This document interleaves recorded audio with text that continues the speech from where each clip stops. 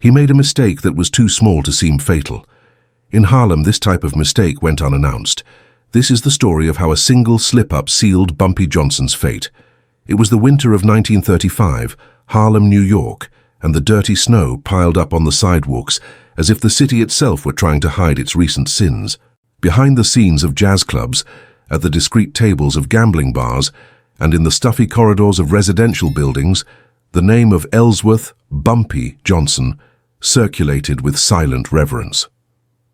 On that particular night, the situation was extreme, not because of explicit violence, but because of the expectation. A man had crossed an invisible line, convinced that Harlem functioned like any other criminal territory in the United States.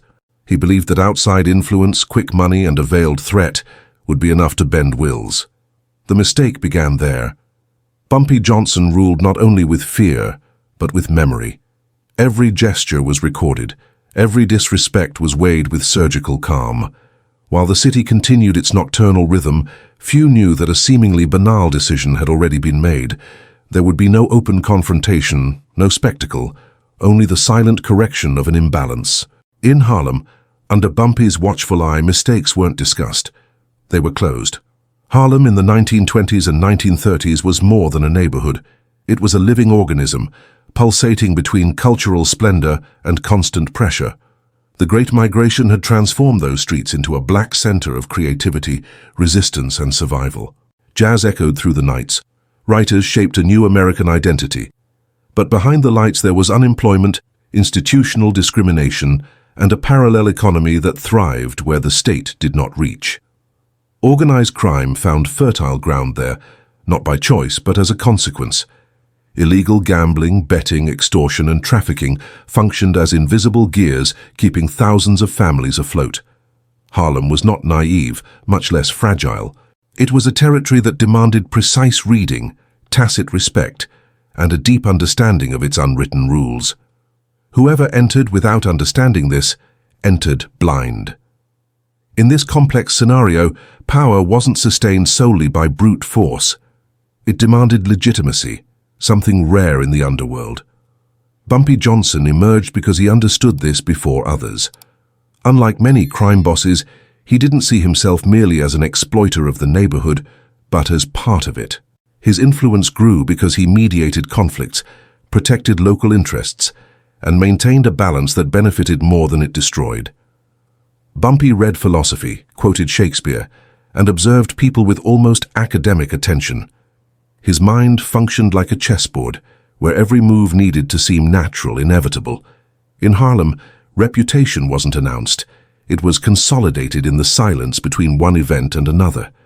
And Bumpy's solidified day after day. Bumpy Johnson's psychology blended cold calculation with a rigid moral code, shaped by experiences of racial humiliation and early survival. He did not tolerate disrespect, not out of ego, but because he understood its corrosive effect on his authority. For him, allowing a mistake to go unpunished was opening a fissure that others would exploit. Yet, he did not react impulsively. He observed, waited, and let the enemy himself confirm his failure with further actions. This patience made him dangerous. Many mistook his calm demeanor for complacency. It was a recurring misconception. Bumpy believed that the most effective fear was the one that did not need constant renewal. A clear, well-executed example was enough, and Harlem would understand. It was precisely this misinterpretation that sealed the fate of the man who underestimated him. Coming from outside, accustomed to territories where open violence quickly resolved disputes, he believed Bumpy was just another local intermediary. He ignored subtle signs, failed to recognize invisible alliances, and above all, disregarded timing. He tried to impose deadlines, demanded public concessions, and let slip comments that reached the wrong ears. The mistake wasn't a direct attack, but the arrogance of treating Harlem as a disposable asset. For Bumpy, this was unforgivable. Not out of pride, but because it threatened the structure that maintained the neighborhood in relative equilibrium. The fatal mistake became evident when this enemy decided to exert pressure in a space considered neutral. A symbolic gesture, intended to demonstrate strength, ended up revealing ignorance. He didn't realize that in Harlem, neutrality was an illusion, granted only as long as it was convenient. Every bar, every lounge, every apartment had an owner, a history, and a memory. By breaking this silent pact, he exposed himself. Bumpy didn't respond at that moment. He only registered it. For him, the real mistake of an adversary wasn't the act itself, but the conviction that nothing would happen afterward.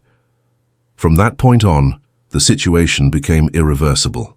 Bumpy Johnson took control of the pace, the information, and the outcome. The enemy continued acting as if still negotiating, unaware that he had already been relegated to another category. He was no longer an opponent. He was a problem to be solved. Harlem continued its routine, but behind the scenes, silent decisions were being precisely aligned. The mistake had been made. And in that world, mistakes rarely received a second chance. The chosen setting for the showdown wasn't a dark alley or an exposed street corner, but a closed, seemingly ordinary space where important decisions were usually made without unnecessary witnesses. An apartment above a small business, with heavy curtains and low lighting, muffled the sounds of the street and created a deceptive sense of security.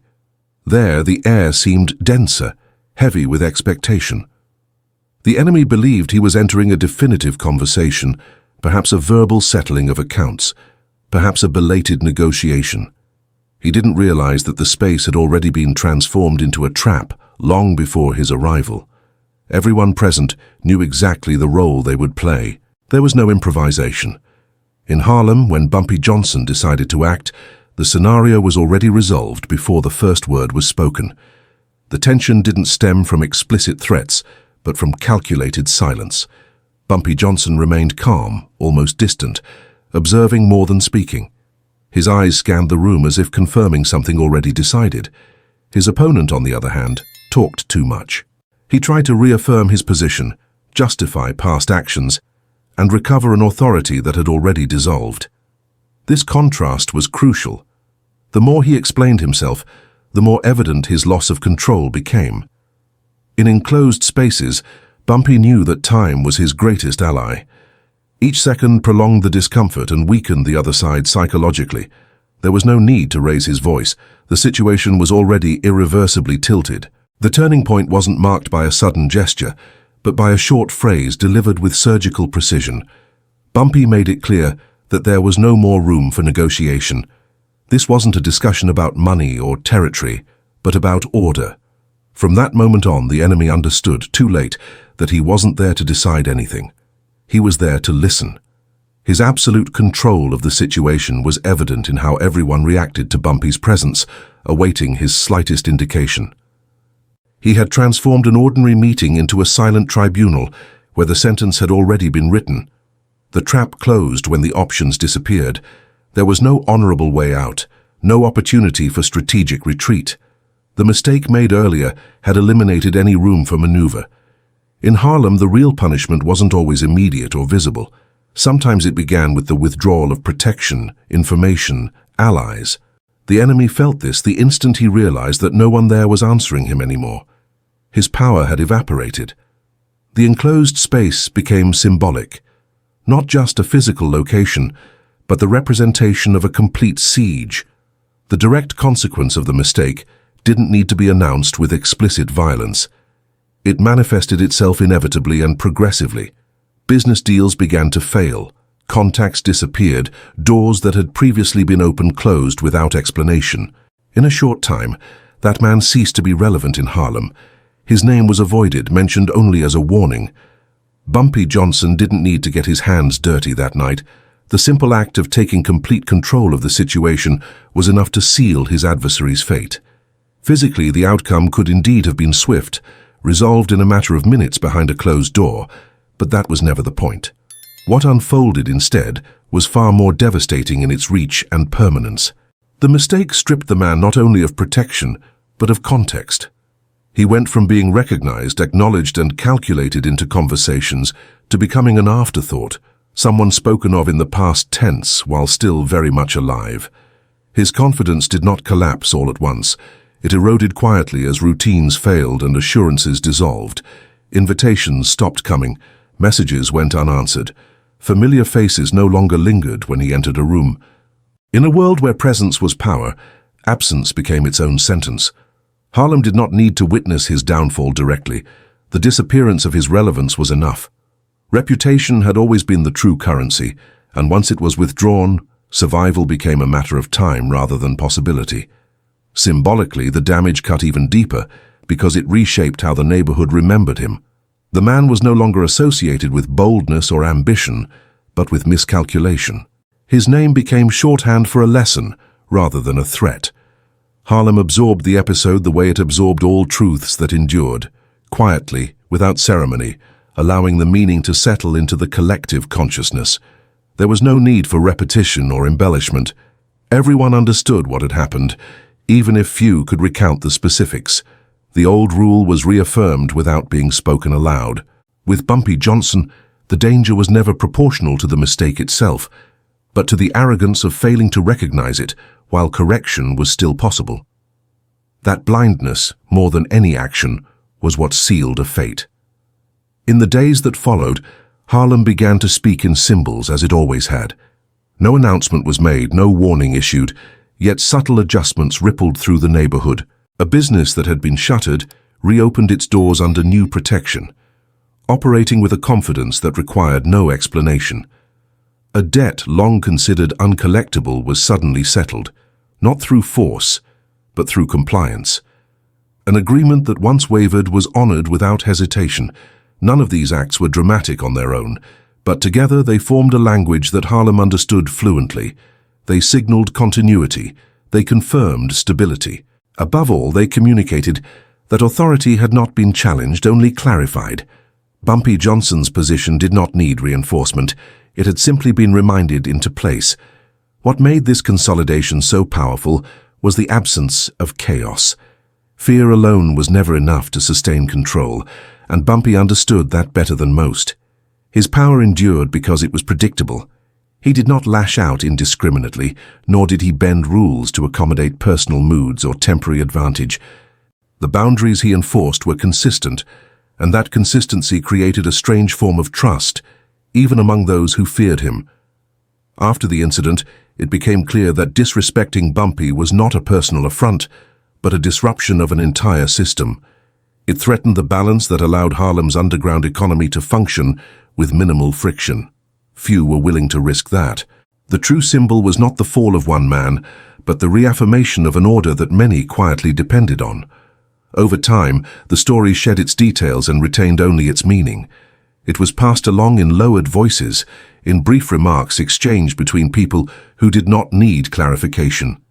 A look, a pause, a phrase left unfinished carried more weight than any full account. The episode became part of Harlem's internal mythology, not celebrated, but respected. It served as a warning encoded in memory rather than spectacle. The lesson was never about violence, but about perception, understanding where one stood, who truly held authority, and when silence was wiser than pressure. In Harlem, survival often depended less on strength than on awareness, and this story endured because it proved once again that the smallest mistake, when paired with arrogance, could erase a man without leaving a body behind. The historical impact of that event did not announce itself immediately, but it lingered with a persistence that reshaped Harlem's position within the broader criminal landscape of New York. In the months that followed, word spread quietly among rival groups and external operators that Harlem did not respond to pressure the way other territories did. Attempts to probe its weaknesses slowed, then stopped altogether. This was not because the neighborhood had become impenetrable through force, but because it had demonstrated something far more unsettling: coherence. Harlem operated as a system with memory, hierarchy, and consequence. Bumpy Johnson emerged from that moment not merely as a local power broker, but as a benchmark. His name began to surface in conversations far beyond uptown Manhattan, spoken with a tone that mixed respect and calculation. He was recognized as someone who could exert control without igniting constant instability, a rare trait in a world driven by impulsive violence. That understanding alone altered behavior. As this perception solidified, The balance of power within New York's underworld subtly shifted. Negotiations that once bypassed Harlem now accounted for it carefully. Alliances were formed with greater restraint, and disputes were approached with a new level of caution. Bumpy's leadership style forced other groups to reassess their own methods. Chaos, once mistaken for dominance, began to look inefficient and dangerous. Harlem was no longer viewed as a territory waiting to be taken or exploited, but as a closed system governed by internal rules that outsiders ignored at their own risk. This recognition insulated the neighborhood from reckless incursions and opportunistic violence. In effect, a single episode recalibrated how power was measured. Influence was no longer defined solely by numbers or weapons, but by the ability to enforce order consistently over time. Within Harlem itself, the community absorbed the consequences in a more complex and conflicted way. Residents understood that Bumpy Johnson operated beyond the boundaries of the law, and few were naive about the nature of his business. Yet there was an unspoken acknowledgement that his presence imposed limits. External gangs, predatory figures, and chaotic actors found it harder to gain a foothold. The violence that did occur was more controlled, less random, less likely to spill into daily life without reason. This created an uneasy balance, one that combined fear with a sense of guarded stability. People did not praise Bumpy openly, nor did they challenge him. Instead, they lived within the parameters his authority established, recognizing that unpredictability was often worse than rigid order. The mistake made by his enemy became a quiet point of reference for this collective understanding. It demonstrated, in practical terms, that disorderly intervention would not be tolerated. Harlem did not react with spectacle or celebration, but with acknowledgement. The lesson embedded itself into the neighborhood's shared memory, passed along without dramatization. It was not a story meant to inspire admiration, but caution. The community understood that consequences were not always immediate or visible, but they were unavoidable. Underestimating Bumpy Johnson was not merely a personal error, it was a failure to respect the accumulated history of the place itself. Harlem remembered, and that memory carried weight.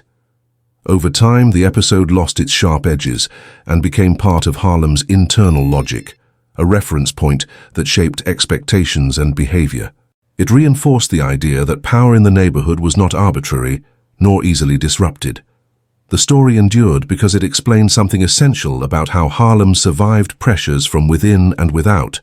It was never about glorifying a man or excusing his actions. It was about understanding structure, consequence, and restraint. In a city defined by constant movement and shifting allegiances, Harlem stood apart, guided by rules forged through experience rather than impulse. And at the center of that understanding remained Bumpy Johnson, not as a mythic figure, but as a reminder that leadership rooted in awareness could reshape an entire landscape. Over time, the case lost its sharp contours and precise chronology, dissolving into something far more enduring than a detailed account. In Harlem, it stopped being retold as a sequence of events and began to exist as a lesson, condensed into short, almost proverbial phrases that required no explanation. He forgot where he was. He talked too much. He didn't understand Bumpy. Each sentence carried layers of meaning shaped by shared experience. They were not accusations nor warnings delivered with urgency, but quiet conclusions. Anyone who heard them understood the weight behind the words. The absence of detail was intentional. Exaggeration would have weakened the truth.